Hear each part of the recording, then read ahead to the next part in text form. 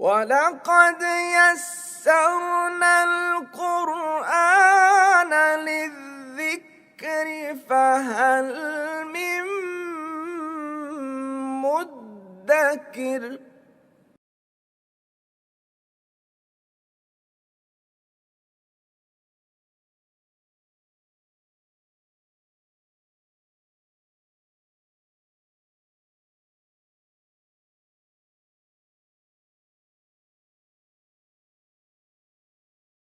اعوذ باللہ من الشیطان الرجیم بسم اللہ الرحمن الرحیم وَلَقَدْ يَسَّرْنَا الْقُرْآنَ لِلذِّكْرِ فَهَلْ مِن مُّدَّكِرٍ،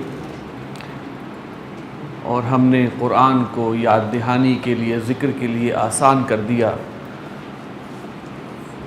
تو ہے کوئی جو ذکر حاصل کرے۔ رب اشرح لی صدری ویسر لی امری واحلل عقدۃ من لسانی یفقہوا قولی۔ ایک حدیث جو ہم نے بہت سنی ہے اور سنتے آئے ہیں، خیرکم من تعلم القرآن وعلمہ، تم میں سے بہترین وہ ہے جو قرآن سیکھے اور سکھائے۔ نبی اکرم صلی اللہ علیہ وسلم کا فرمان ہمارے لیے حرف آخر ہے، اس پر ہمارا کتنا ایمان ہے، کتنا یقین ہے، اس کے لیے ہمیں اپنے دلوں میں جھانکنا ہوگا کہ ہم اس فرمان کو کیا اہمیت دیتے ہیں، ہمارا عمل اس فرمان کے مطابق کتنا ڈھلا ہوا ہے۔ یہ ایک لٹمس ٹیسٹ ہے جو ہر شخص اپنے دل میں کر سکتا ہے کہ نبی اکرم صلی اللہ علیہ وسلم کے فرامین ہمارے ہاں کیا مقام رکھتے ہیں۔ اگرچہ ہم بہت دعویٰ کرتے ہیں محبت کا، عشق کا، لیکن ہماری زندگیوں میں یا ہمارے اعمال میں ان کے فرامین کا کیا عمل دخل ہے، وہ ہمیں خود دیکھنا ہے۔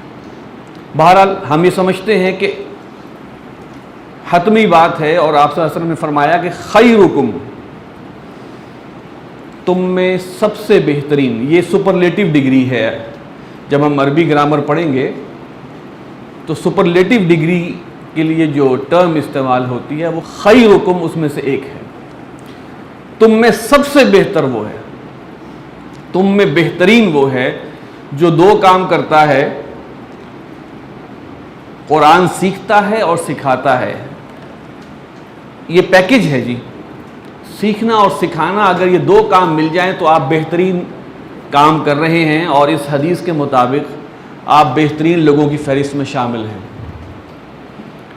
لہٰذا آپ جب یہاں تشریف لائے ہیں تو اس بات کو اپنے ذہن میں بٹھا لیجئے کہ اللہ تعالیٰ نے مجھے یہاں آنے کی توفیق دی ہے، 50% تو سیکھنا ہوگا اور اگلا 50% سکھانا ہے۔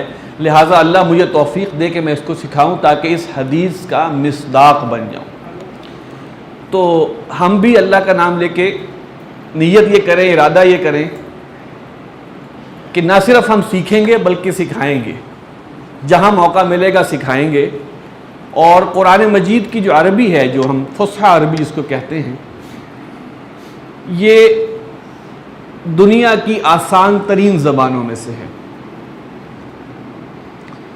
آسان ترین اس لحاظ سے کہ اس میں ہر چیز کا قاعدہ اور قانون موجود ہے۔ ایکسیپشنز بہت کم ہیں، اور اگر ایکسیپشنز ہیں بھی تو ان کا بھی ایک قاعدہ اور قانون موجود ہے۔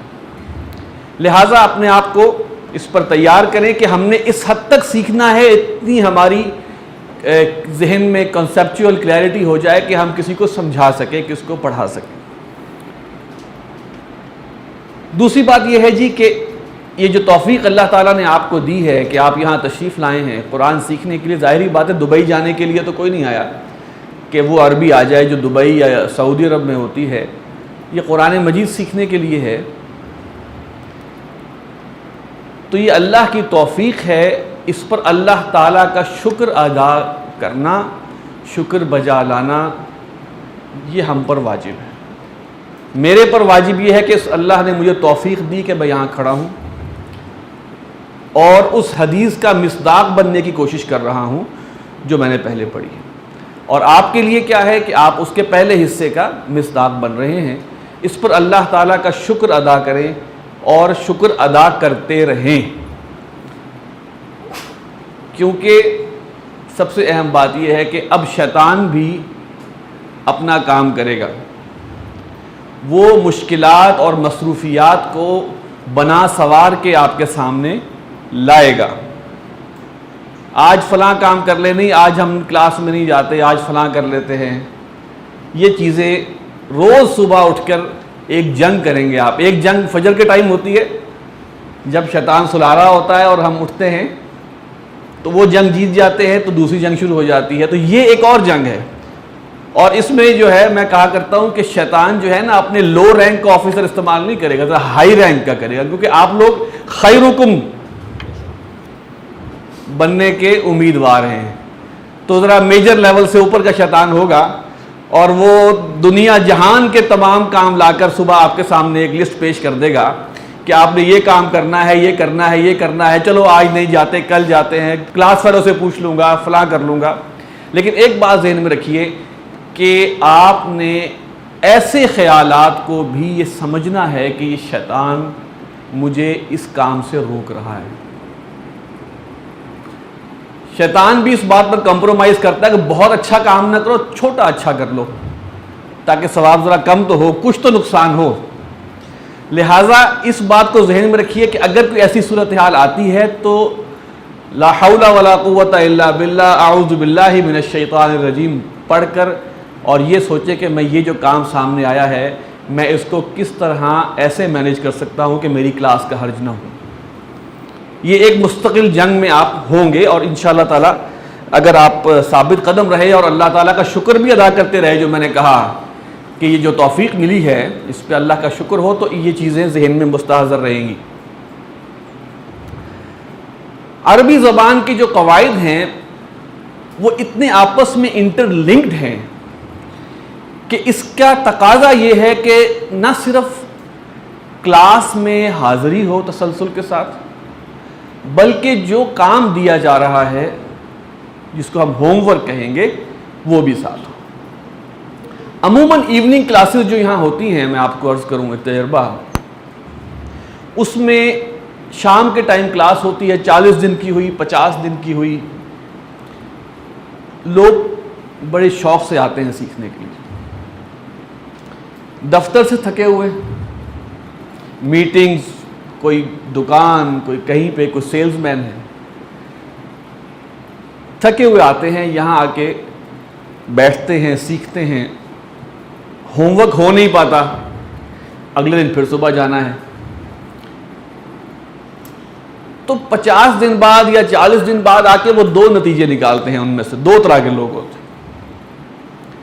ایک وہ لوگ ہوتے ہیں جو کہتے ہیں کہ بھائی عربی دنیا کی مشکل ترین زبان ہے، ہمیں نہیں آئی۔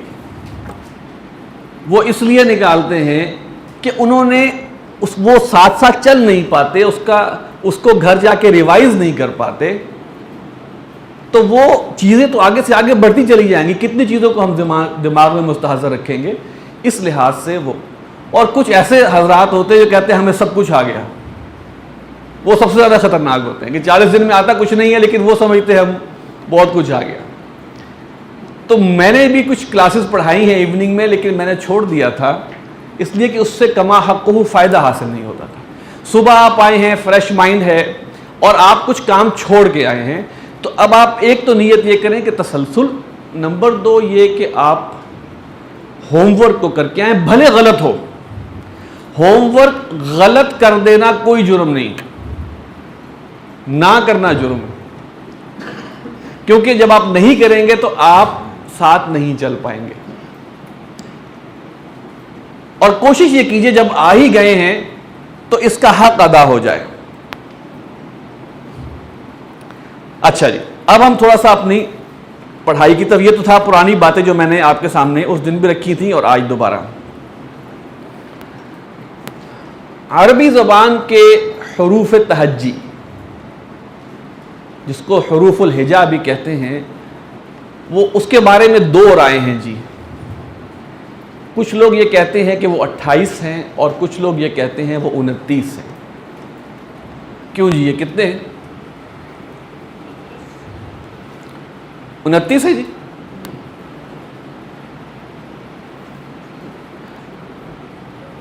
اچھا، سب سے پہلے تو ہم دیکھیں کہ اردو زبان میں پڑھنے کا انداز اور عربی زبان میں حروف تہجی کو پڑھنے کا انداز ذرا فرق ہوتا ہے. اردو میں ہوتا ہے الف بے، ٹھیک ہے، رے زے،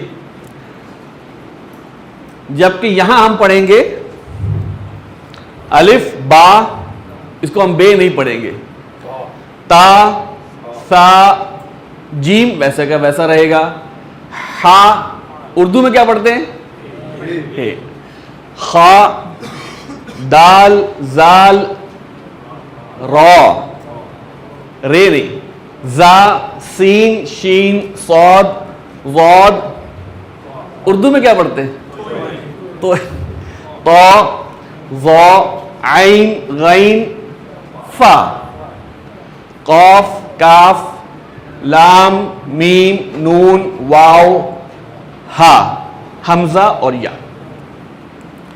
کچھ لوگ یہ کہتے ہیں کہ حمزہ اور یہ سیم ہے، اس پر ہم بعد میں بات کریں گے. بہرحال حروف تہجی یہ ہیں، ان سے اردو زبان میں پے بھی ہے ٹے بھی ہے، لیکن عربی زبان میں حروف تہجی جو ہیں وہ 29 ہیں اور وہ آپ کے سامنے ہیں. ہم نے جب پڑھنا ہے اپنی اس کلاس کے اندر تو ہم بے نہیں پڑھیں گے، با پڑھیں گے، تے نہیں پڑھیں گے، تا پڑھیں گے. اس سے آگے چلیں جناب.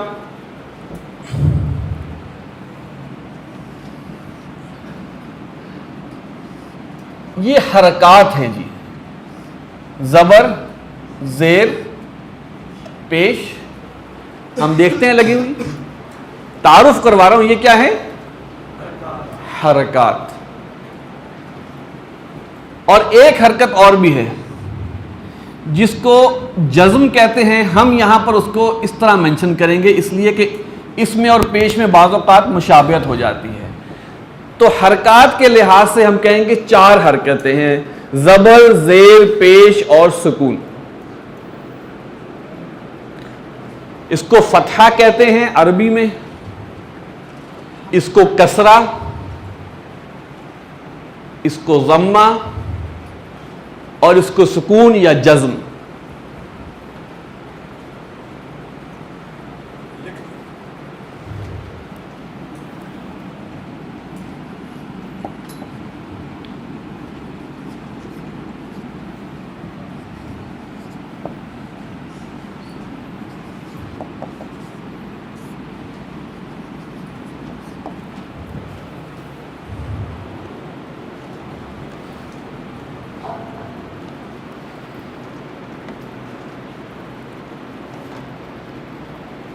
یہ ہیں حرکات.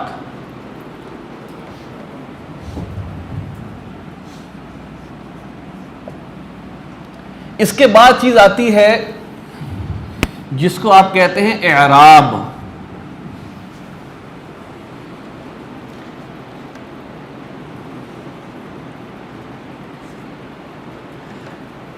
حرکات جو ہیں وہ کسی بھی لفظ میں، کسی اسم میں، کسی فعل میں، کسی بھی حرف پر ہو سکتی ہیں. لیکن اعراب جو ہوتا ہے وہ اسم کی آخری حرف پر جو حرکت ہوتی ہے، اسم کے آخری حرف پر جو حرکت ہے اس کو اعراب کہتے ہیں.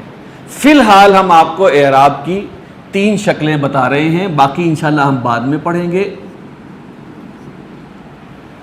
یہ کیا ہے جی؟ 2 پیش، جس کو ہم تنوین ضمہ کہتے ہیں. تنوین ضمہ. پھر ہیں 2 زبر، اس کو ہم کہیں گے تنوین فتحہ. اور اس کے بعد ہیں 2 زیریں جس کو تنوین کسرہ کہیں گے. فی الحال تعارف کی حد تک اعراب کی یہ 3 شکلیں ابھی ہم پڑھیں گے. آگے جائیں گے تو ہمارے سامنے اور شکلیں بھی آئیں گی، لیکن فی الحال آپ کے گوش گزار یہی کرنا ہے.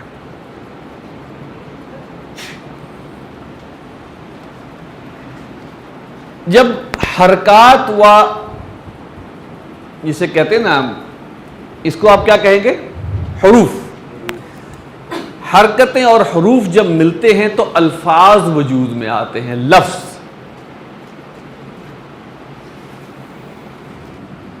لفظ کی دو اقسام ہیں جی. ایک با معنی جس کو ہم اردو میں با معنی کہتے ہیں، اور ایک بے معنی جس کو ہم بے معنی کہتے ہیں.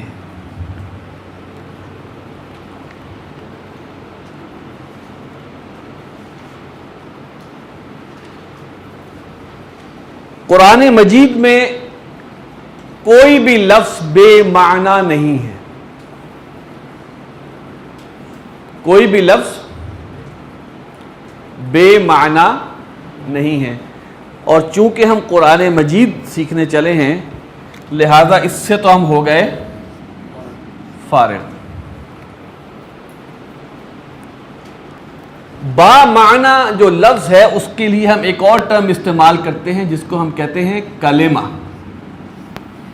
کلمہ کا مطلب ہے با معنی لفظ، با معنی بات.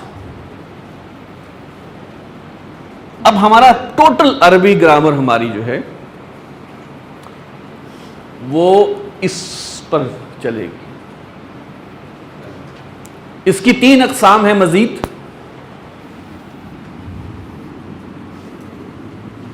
اسم، فعل اور حرف. پارٹس آف سپیچ عربی زبان، اردو زبان اور فارسی زبان میں 3 ہی ہوتے ہیں. انگلش میں 8 ہیں لیکن اردو، عربی اور فارسی میں پارٹس آف سپیچ 3.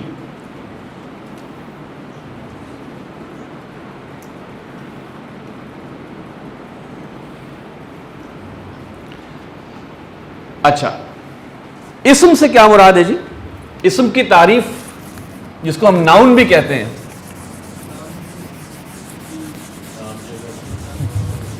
نام چیز، جگہ، کسی چیز کا یا کسی جگہ کا نام، پرسن، پلیس اور تھنگ بچپن میں پڑھتے تھے.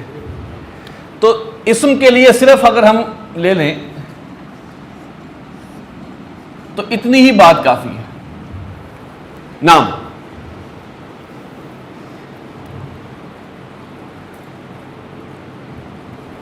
کسی چیز کا نام.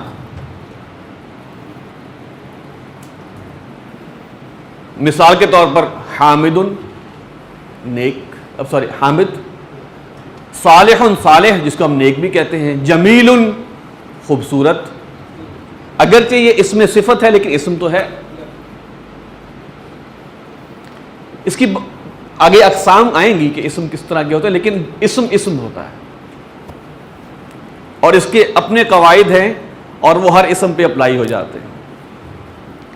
دوسری ہے جی فعل. فعل کی تعریف کیا ہے جناب؟ جس پہ کام ہو رہا ہو. نہیں، انہوں نے کہا اونلی کام. ہاں جی، کام پلس زمانہ، یہ بہت اہم بات ہے. اگر زمانہ نکال دیں گے تو وہ فعل نہیں رہے گا. مثال کے طور پر لکھا، یہ فعل ہے، کیا ہے؟ لکھا. اس میں کام بھی ہے اور پاسٹ بھی ہے. لکھتا ہے، فعل. لکھے گا، فعل ہے، کام بھی ہے اور مستقبل بھی. ایک چیز ہے لکھنا. لکھنا اس میں کیا ہے؟ اس میں کام تو ہے لیکن زمانہ نہیں ہے، لہذا یہ فعل نہیں ہے، یہ کام کا نام ہے. لکھنے والے کام کا نام کیا ہے؟ لکھنا. تو وہ لکھنا جو ہے اسم میں آ جائے گا.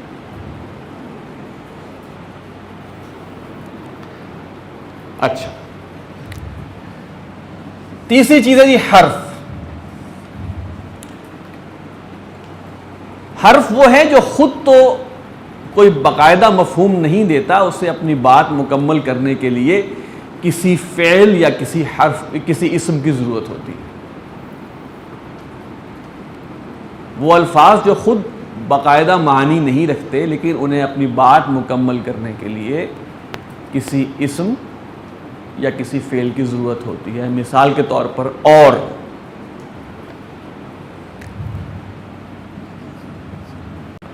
اور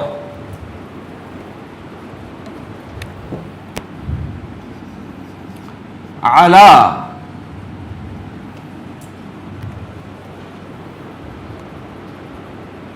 پر،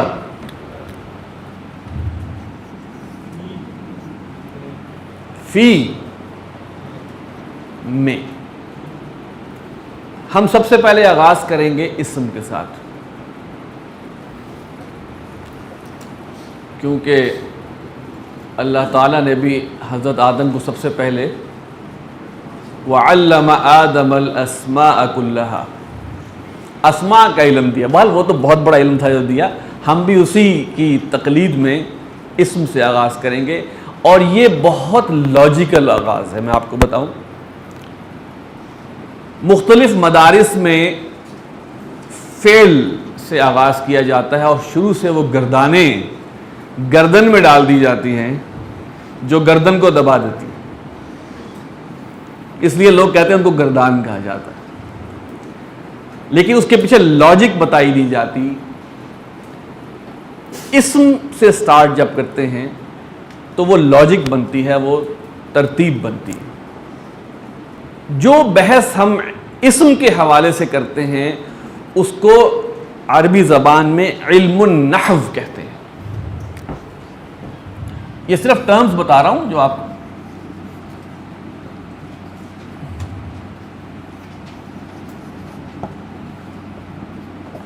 علم النحو.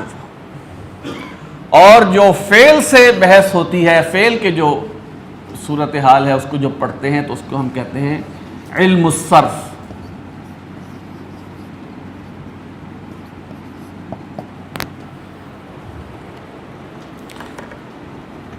تو ہم سٹارٹ کر رہے ہیں علم النحو اسم سے.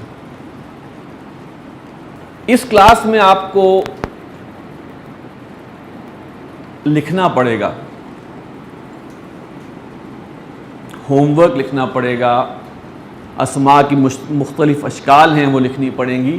یہ کام تھوڑا آپ کو لیبوریس لگے گا، مشقت طلب لگے گا،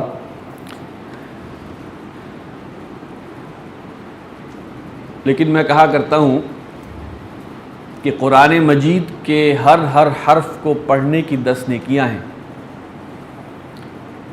اور آپ حضرات یہ جو تشریف لائے ہیں اور جو لفظ لکھ رہے ہیں وہ قرآن سیکھنے کے لیے لگ رہے ہیں. اور ایک حدیث کی روشنی میں جو قرآن اٹک اٹک کر پڑھ رہا ہوتا ہے اس کے لیے ثواب زیادہ ہے.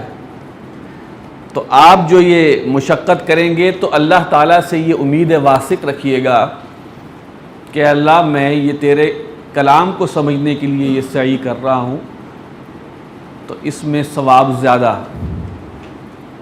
کر دیں، اور انشاءاللہ ہوگا. تو اپنے آپ کو موٹیویٹ رکھنے کے لیے ان تمام چیزوں کا آپ سہارا رکھیں. ہم نے کہا تھا کہ ہم آغاز کریں گے اسم سے. اصل میں ہے اسم نہیں ہے، اسم. ہم نے یہ دیکھنا ہے اگلے کچھ کلاسز میں کہ ہم عربی زبان میں کسی اسم کو صحیح طور پر کیسے استعمال کر سکتے ہیں. عربی زبان میں کسی اسم کو صحیح طور پر کیسے استعمال کر سکتے ہیں، ہم نے یہ کچھ کلاسوں میں سیکھنا ہے انشاءاللہ. اور اسم کو عربی زبان میں کسی جملے میں صحیح طور پر استعمال کرنے کے لیے 4 لحاظ سے ہمیں دیکھنا ہوتا ہے.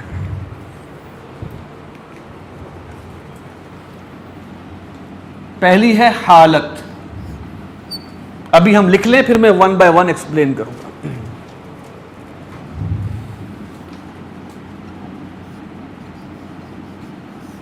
دوسرا ہے جنس.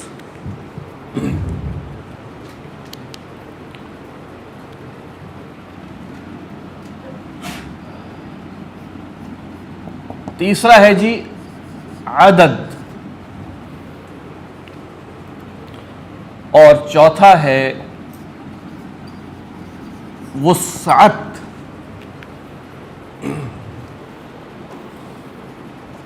یہ 4 چھلنیاں ہیں جن سے ہم گزار کے کسی اسم کو استعمال کریں گے.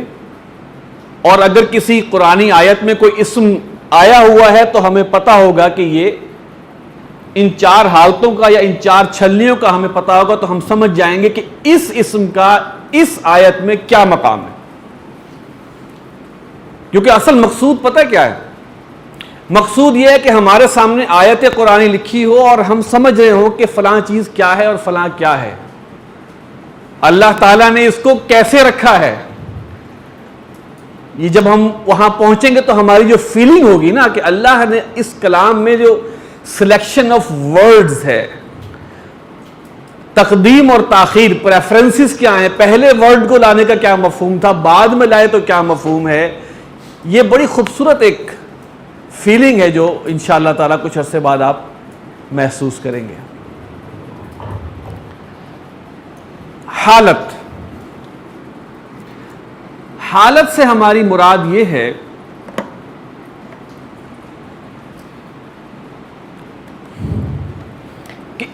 کہ وہ فلاں اسم جو ہے وہ جملے کے اندر اس کا سٹیٹس کیا ہے. حالت کو ہم سٹیٹس سے بھی تعبیر کر سکتے ہیں.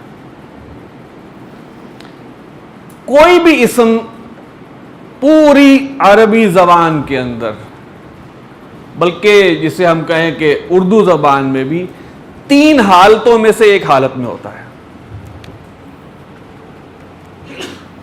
3 حالتیں.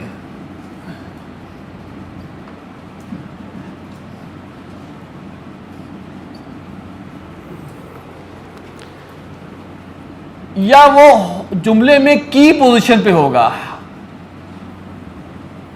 جس کو ہم حالت فاعلی کہتے ہیں, یعنی کہ ہیرو ہوگا, ہیرو جملے میں کی پوزیشن پہ ہوگا,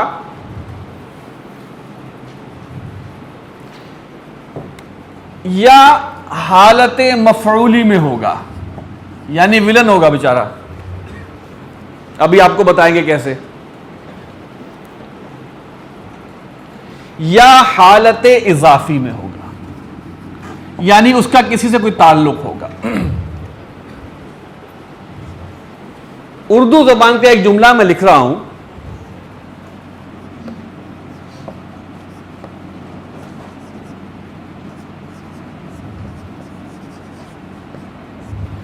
زید نے محمود کو دیکھا. اگر ہمارے سامنے کوئی بندہ جو اردو زبان نہ جانتا ہو اور وہ اس کو ہم نے سمجھانا ہو کہ اس جملے میں کمانڈنگ پوزیشن میں کون ہے اور پیسو پوزیشن میں کون ہے جس پر کام ہو رہا ہے, تو ہم کیا نشانی بتائیں گے اس کو؟ ایک نشانی یہ ہو سکتی ہے جو پہلے آ جائے وہ فاعلی حالت میں ہوگا, لیکن یہ بھی تو ہو سکتا ہے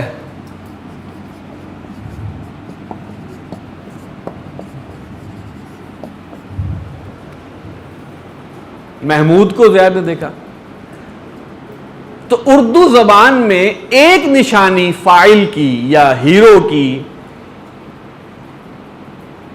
حالت فاعلی کی ایک نشانی کیا ہے کہ اس اسم کے آگے نے لگا ہوتا ہے. فلاں نے فلاں کو قتل کیا, یہ فلاں تو وہی ہے جس کے آگے نے لگا ہوا, وہ فاعل ہے. اور مفعولی کی نشانی ایک, حالت مفعولی کی ایک نشانی اردو میں ہے اس اسم کے آگے لگا ہوتا ہے کو.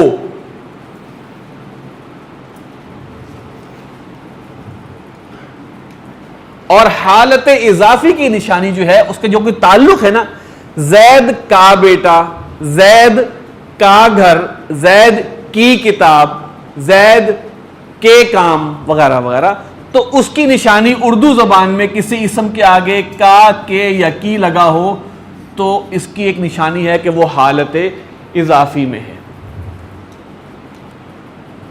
اردو کی نشانی ہم نے آپ کو بتا دی کہ فاعلی کے لیے کیا ہے جی؟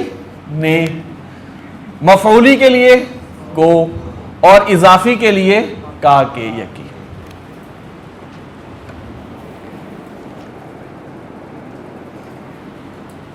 حالت فاعلی کو عربی زبان میں کہتے ہیں رفع، رفعن کہتے ہیں، ویسے ہم آسانی میں کہہ دیں گے حالت رفع۔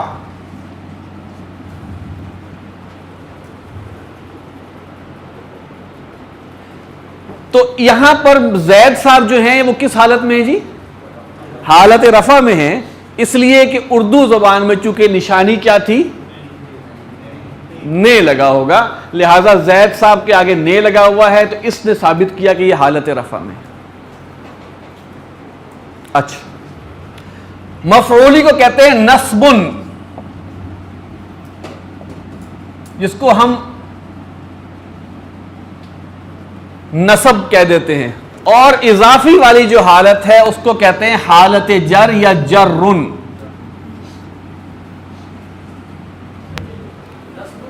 نصبن، جرن، اس کو ہم آسانی سے کہتے ہیں، اپنی عام زبان میں رفع، نصب اور جر، یہ ہم اپنے سلینگ میں کہہ دیں گے، ورنہ رفع، نصب، جر ذرا روانی میں تھوڑی مشکل ہوتی ہے۔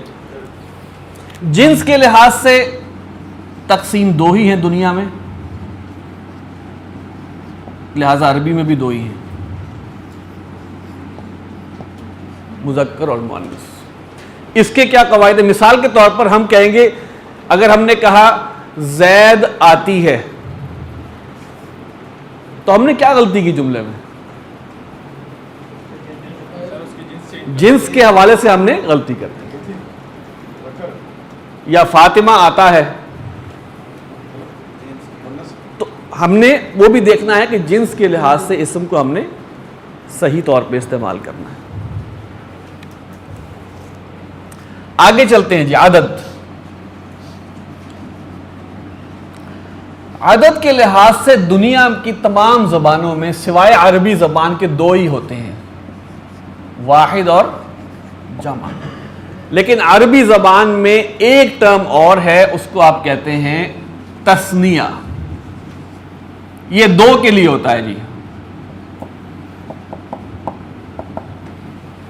ایک کے لیے واحد، دو کے لیے تثنیہ اور تیسرے کے لیے جمع، دو سے زیادہ کے لیے جمع۔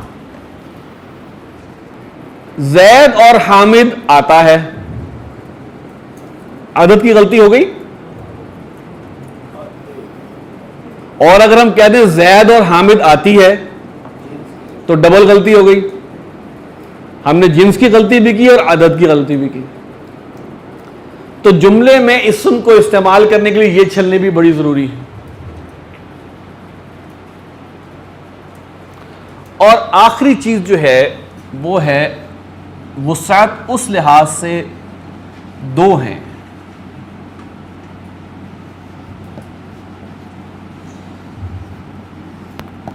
نکرہ یعنی عام، معرفہ یعنی خاص۔ اردو زبان کے اندر اس کی اتنی تمیز نہیں ہے، لیکن عربی زبان میں اس کا بہت اہم مقام ہے۔ انگلش میں جیسے اور داغ سے فرق پڑ جاتا ہے، اس سے زیادہ اہم یہاں پہ معرفہ اور نکرہ کا معاملہ عربی زبان میں۔ یہ ہمارا اسم کے حوالے سے ہم یہاں پہ پہنچیں گے، اور میں اس میں آپ کو بتاؤں کہ یہ بحث ہماری چلے گی صفحہ نمبر 41 تک، اور صفحہ نمبر 41 تک ہم ان تمام چیزوں کو کور کریں گے۔ ابھی تک جو پڑھا ہے اس حوالے سے کوئی آپ کے ذہن میں سوال ہو تو بتائیے۔